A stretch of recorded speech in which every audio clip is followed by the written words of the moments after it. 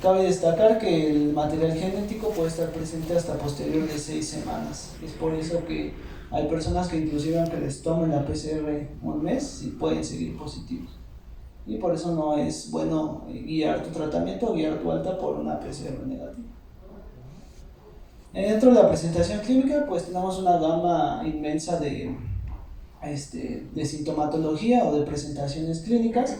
Esto es con referente a la ubicuidad del receptor convertidor de angiotensina, pero de los síntomas típicos o de los más frecuentes que se presentan va a ser la fiebre, tos y fatiga. Y como ya lo mencioné, a partir del día 7, 8 o hasta el 11 puede aparecer disnea, pero esto no significativamente representa que vaya a evolucionar a una presentación grave, aunque sí pudiera orientarnos hacia un signo de gravedad. Y el 90% de los pacientes van a presentar más de 2 síntomas. Es raro que un paciente presente un síntoma aislado. Pues después de que evaluamos los síntomas, tenemos que ver al paciente y estratificarlo dependiendo de su riesgo. Como ya les había mencionado, el 80% de los pacientes pueden cursar con sintomatología o sin sintomatología, es decir, manifestaciones clínicas positivas o manifestaciones clínicas negativas. Generalmente la radiografía o la TAC no van a tener evidencia de alguna neumonía o de alguna afección pulmonar, y la oxemia va a estar normal, por encima de 93. Hay que tener en cuenta que todos los estudios tomaron este punto de corte por encima de 93 y que se consideraba hipoxémico a los pacientes que estuvieran por debajo de este rango. Después, pues el curso grave va a ser en el 20% de estos pacientes, como ya lo mencionaba, 15%, bueno, todo este 20% va a tener manifestaciones positivas, el 20% va a tener también manifestaciones en los métodos de imagen, y cuando se cursa con enfermedad grave, pues van a utilizar tanto oxígeno alto flujo, o inclusive si se evoluciona a una forma crítica como falla orgánica múltiple o utilización de ventilación mecánica invasiva. Podemos ver en este estudio de la revista de virología, que salió aproximadamente a finales del año pasado, que nos recapitula mucha bibliografía, sobre todo bibliografía en Asia, donde se toman en cuenta varias cosas. Dentro de las principales, los estratos de edad en donde se puede presentar más frecuente la enfermedad, y vemos que hay un rango muy amplio desde 30 a 79%, desde 30 a 79 años hasta el 87% de los casos registrados, seguido de un rango de edad de 20 a 29% hasta en un 8%. De las comorbilidades más frecuentes presentadas, hipertensión, diabetes y enfermedad cardiovascular. De los síntomas más frecuentes, pues los que ya mencionamos, ¿no? Fiebre, tos, fatiga y la disnea a partir del día 7. De los marcadores de mal pronóstico, de los marcadores inflamatorios que tenemos con más frecuencia, pues va a ser la linfopenia, la elevación de AST. En un momento voy a explicar que la elevación de las transaminasas predomina hacia la AST. Obviamente los marcadores de la PCR, LDH, dímero D, y troponinas, que pueden estar en relación con un daño miocárdico. También debemos tener en cuenta que hay coinfecciones que se pueden agregar a la infección por SARS-CoV-2. Existen coinfecciones virales y coinfecciones bacterianas. Dentro de las bacterianas, las más frecuentes va a ser Mycoplasma, Legionella, Chlamydia. Y de las virales, la más frecuente va a ser influenza, tanto tipo A como tipo B, y el virus sincicial respiratorio, aunque en un porcentaje menor. Ya una vez evaluando las manifestaciones típicas, que fueron las que mencionamos, las más frecuentes, evolucionamos hacia las manifestaciones atípicas. Dentro de las manifestaciones atípicas se presentan las manifestaciones gastrointestinales. ¿Esto por qué? Porque hay una gran relevancia de estos tipos de receptores, de los receptores de la convertidora de angiotensina, en el tejido del esófago, en el tejido del intestino delgado, ileón distal, inclusive en el colon y en el hígado. Los síntomas más frecuentes van a ser náusea, diarrea, vómito, anorexia y dolor abdominal, aunque dentro de estos la náusea y la diarrea son los más frecuentes. ¿Qué debemos tener en consideración? Que el virus como tal puede tener un daño citopático en el epitelio del intestino, causar mala absorción y por lo tanto una diarrea, edema, inclusive edema intersticial, Y debemos tener en cuenta también los medicamentos que utilizamos contra esta enfermedad. Muchos medicamentos elevan las enzimas o las transaminasas o las pruebas de funcionamiento hepático. Lo vamos a ver un poquito más adelante, pero entre ellos está el tocilizumab, el remdesivir, el baricitinib, que como efecto secundario pueden elevar las transaminasas y pueden ser un factor confusor. ¿Qué es importante aquí? Que la elevación de las transaminasas va a ser transitoria, generalmente dura entre unos 3 a 5 días, tiene una predominancia de la AST sobre la ALT y un patrón hepatocelular. Esto difiere a las manifestaciones normales de una hepatopatía viral o una hepatitis tóxica viral, porque esas hepatitis cursan con un predominio de elevación de la ALT. La AST se predomina, por ejemplo, en periodos de isquemia hepática o en periodos de intoxicación de algunos fármacos.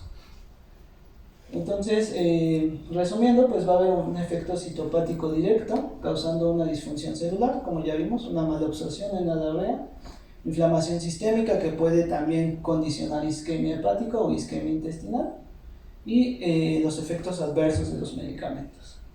En esta revisión sistemática pues vemos los estudios que se hicieron en Asia y dentro de las manifestaciones más frecuentes, como lo mencioné, es la náusea y la diarrea. Después hicieron un estudio en Estados Unidos en donde también las más frecuentes van a ser náusea y diarrea, aunque aquí cobra relevancia el dolor abdominal, y después hicieron unos a través del mundo en donde se incluía Australia, donde se incluía muchos países de Europa, inclusive Corea del Sur, y aquí vemos que no tomó mucha relevancia la anorexia y el dolor abdominal, pero generalmente los síntomas más frecuentes van a ser náusea y diarrea. Y lo que les mencionaba hace rato, debemos tener en cuenta que algunos tratamientos, si no es que la mayoría, nos van a elevar las enzimas hepáticas. Vemos que el remdesivir va a elevar las pruebas de funcionamiento hepático, las transaminasas, la interferón gamma, el baricitinib y el tocilizumab. Tener en cuenta que el tocilizumab puede provocar perforación intestinal, sobre todo en pacientes que utilizan o que tienen antecedente de utilizar esteroides. Y vean cómo todos los fármacos que se utilizan con evidencia tienen como efecto secundario náusea, vómito y algunos diarrea. Entonces también hay que tener en cuenta eso y pues apartarlo o tomarlo con cautela, saber si se trata de una manifestación por COVID o una hepatopatía dada por fármacos o por tóxicos. Otras manifestaciones atípicas van a ser las manifestaciones cardiovasculares. Estas manifestaciones cardiovasculares no se pueden inferir o darle todo el peso hacia el COVID, sino es una gama de conjunción de factores que van a conducir un daño miocárdico. Primero debemos evaluar al paciente con los síntomas cardíacos, evaluar en las radiografías si tienen datos de sobrecarga, si tienen datos de cardiomegalia, si tiene datos de inestabilidad clínica, y hacer una evaluación clínica cardíaca dirigida. ¿Cómo vamos a definir daño miocárdico en COVID? Pues con daños que estén asociados a cambios en el electrocardiograma, cambios en el eco o elevación de las enzimas cardíacas. Así es como nosotros vamos a evaluar un daño miocárdico. El daño miocárdico, como les dije, es una conjunción de varios factores. Va a haber un daño mediado por los receptores de la enzima convertidora de angiotensina. Esto va a producir una alteración en el eje de renina-angiotensina-aldosterona. También va a haber un daño inducido por hipoxia, en donde se puede producir algunos vasoespasmos, sobre todo de las arterias epicárdicas, un daño microvascular que va a producir disfunción mitocondrial y una inflamación sistémica que por lo tanto también puede provocar un aporte aumentado al corazón y por lo tanto un infarto tipo 2 o una isquemia tipo 2, sobre todo en pacientes que ya tienen enfermedad arterial condicionante. También un factor importante es la hipercoagulabilidad que existe en el COVID, sobre todo por la elevación del dímero D, y que puede condicionar una ruptura de placa, una erosión de placa y por lo tanto un infarto tipo 1. Entonces, dentro del COVID puede haber un Zika o un infarto, ya sea tipo 1 y tipo 2. Tipo 2 por el hiperflujo o por el hipermetabolismo y tipo 1 por la ruptura, la fisura de las placas de ateroma y por su fragilidad, ¿no? Dentro de todo esto, pues va a condicionar arritmias cardíacas. Dentro de las arritmias cardíacas más frecuentes va a estar la taquicardia sinusal, la fibrilación ventricular principalmente. También puede producir un edema pulmonar por la falla cardíaca aguda, un síndrome coronario agudo, choque cardiogénico secundario y por último una tromboembolia pulmonar. En este estudio pues vemos que todas las manifestaciones o todos los marcadores de daño miocárdico van a condicionar un aumento en la mortalidad. Varios estudios, sobre todo la mayoría hechos en Asia, ven que todos condicionan un aumento en la mortalidad desde 4.3 hasta el más alto que es 61.5 de aumento en la mortalidad. Otras manifestaciones atípicas van a ser las manifestaciones neurológicas.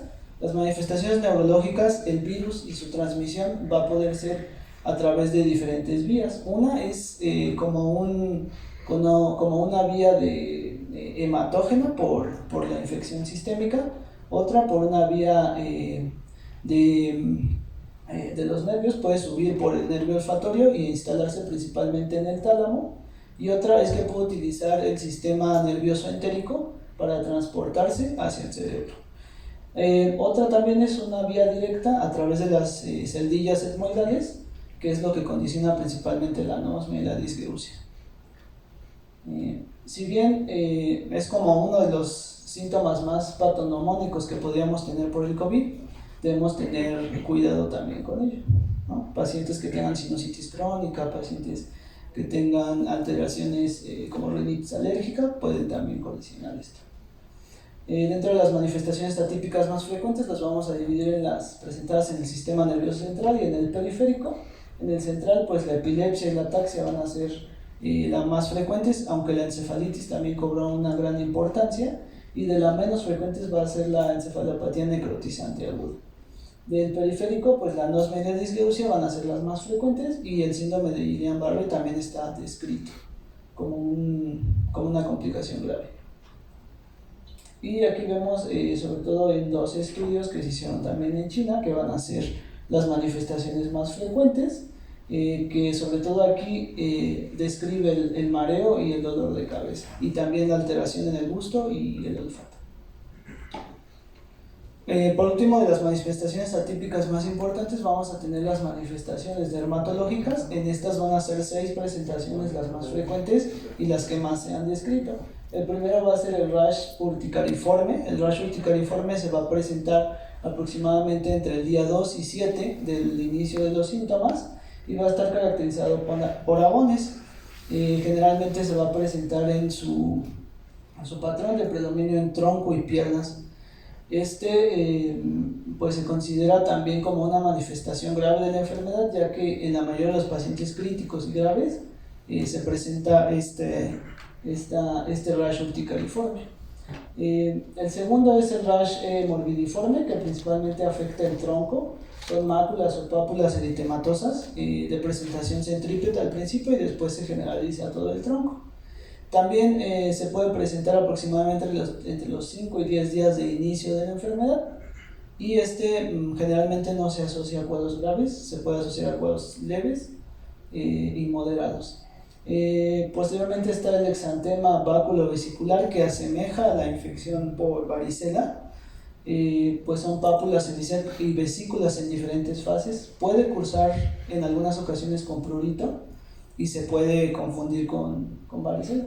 Inclusive aquí en COVID tuvimos algunos casos que dermatología los consideraba varicela, pero ya después se describió esto. Otro dato característico es que no deja cicatrices, a diferencia de la varicela. Posteriormente viene el patrón acral, que van a ser úlceras que pueden aparecer sobre todo en los pies, máculas violáceas de predominio en pies y tobillo. Esto está en referencia con la liberación aumentada de interferón, que puede producir una isquemia obliterante que va a producir úlceras. También se considera un signo de gravedad, está presente en pacientes que tienen un curso crítico o un curso grave. El lívido reticularis se puede presentar también se presenta en pacientes con gravedad crítica y va a estar caracterizado por máculas violáceas, reticulares y de predominio en miembros pélvicos. Y por último, la púrpura. que va a estar caracterizada por pápulas violáceas, úlceras y de predominio en miembros pélvicos. Esta generalmente es una púrpura no palpable, solo para describir un poco la enfermedad. Aquí tenemos un estudio donde también fue en China o en Asia, donde se describieron las manifestaciones dermatológicas más frecuentes y vemos que el rash urticariforme fue el más frecuente dentro de estas manifestaciones. Del tratamiento, pues solamente los más aparatosos o más graves pudieran utilizar algún tipo de tratamiento, y principalmente se utilizan esteroides tópicos. Dentro de los que vamos a utilizar esteroides tópicos va a ser la vasculitis, el rash urticariforme y el eritematoso confluente.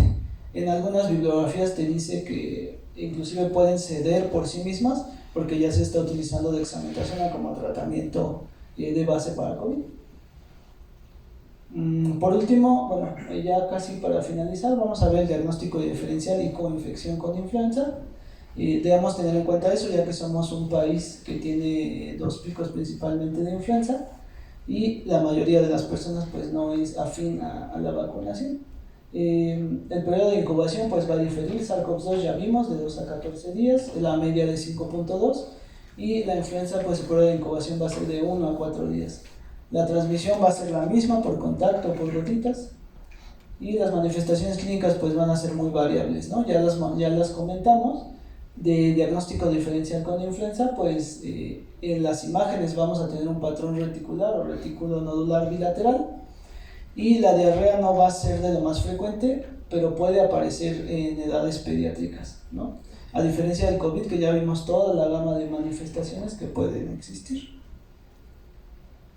Del laboratorio, pues en SARS-CoV-2 tenemos todos los marcadores inflamatorios y de mal pronóstico que ya mencionamos: elevación de LDH, elevación de ferritina, PCR, elevación de transas, linfopenia, y lo más característico de la influenza es la leucopenia en etapa temprana, y posteriormente existió un pico de una leucocitosis en fase tardía. El tratamiento pues en influenza va a ser con oseltamivir, y en COVID, pues ya saben, ¿no? Algunos que se han comprobado efectividad: dexametasona, el uso de remdesivir con baricitinib, la anticoagulación si es que lo amerita. Y de las coinfecciones dentro de influenza son un poquito más frecuentes, a diferencia del SARS-CoV-2. Ya vimos que dentro de las coinfecciones más frecuentes en SARS-CoV-2 van a ser por Mycoplasma, Legionella, y en influenza principalmente por gram positivos. El más frecuente es Staphylococcus o Piojete, cualquiera de los dos, y que pueden condicionar una neumonía necrotizante inclusive en casos graves. Y por último, definir el estadio del long COVID, que el long COVID se va a presentar de manera más frecuente en pacientes que cursaron con una enfermedad asintomática o leve. Y este cuadro inclusive puede durar hasta más de 3 meses, inclusive hasta 6 meses. Y pues es una entidad que todavía se continúa estudiando. Pacientes que pueden cursar con depresión debido a los síntomas. Y pues los síntomas más característicos o más frecuentes va a ser la fatiga, disnea, dolor articular y dolor torácico. Inclusive describen que la disnea y la ansiedad pueden aparecer de predominio nocturno o se pueden asociar a insomnio. El periodo va a ser posterior a la curación o cuando se termina el periodo infeccioso, y aproximadamente 10 de los casos leves o asintomáticos pueden cursar con esto. Aquí vemos el gráfico de los síntomas más frecuentes del long COVID, que como ya les había mencionado es fatiga, disnea, dolor articular e inclusive dolor torácico. A manera de gráfica, pues vemos que la infección aguda se consideran hasta las 3 semanas, algunas bibliografías la consideran hasta la 4ª semana. Posteriormente viene un periodo posagudo que puede durar hasta la semana 12, en donde puede haber algunos síntomas residuales o inclusive los pacientes en fase fibrótica, y posteriormente el COVID crónico, que pues hasta el momento puede ser indefinido, no sabemos hasta cuánto puede durar.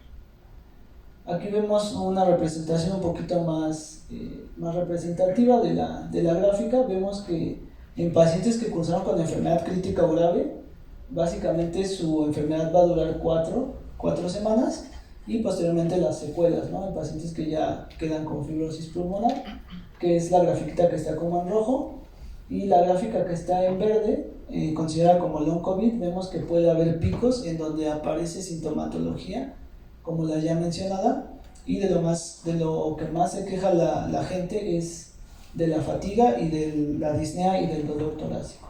Entonces vean que puede haber picos, inclusive ya después de la curación de esta patología. Como un abordaje dentro de la primera atención o del primer nivel, lo más importante es que cuando un paciente que ya tuvo COVID llega con nuevos síntomas de COVID, es corroborar que no se trate de una reinfección o corroborar que no esté cursando con un periodo de inflamación grave. Esto pues tomando una nueva radiografía de tórax, tomando marcadores inflamatorios, tomando, inclusive algunos te dicen que puedes tomar una nueva PCR para corroborar que no se trate de una reinfección. Si ya corroboraste que no se trata de una reinfección, entonces debes hacer un manejo sistemático. Dentro de lo más relevante o lo más importante está el manejo de la depresión y el manejo de la rehabilitación pulmonar. La rehabilitación pulmonar se ha demostrado o se ha visto mucha evidencia de que ayuda mucho a estos pacientes a manejar la ansiedad, a manejar el dolor torácico y a manejar la sensación de disnea. Y también el seguimiento con psiquiatría o con psicología, porque estos pacientes sufren mucho de depresión, inclusive puede haber muchos ataques de ansiedad. Y bueno, por mi parte sería todo.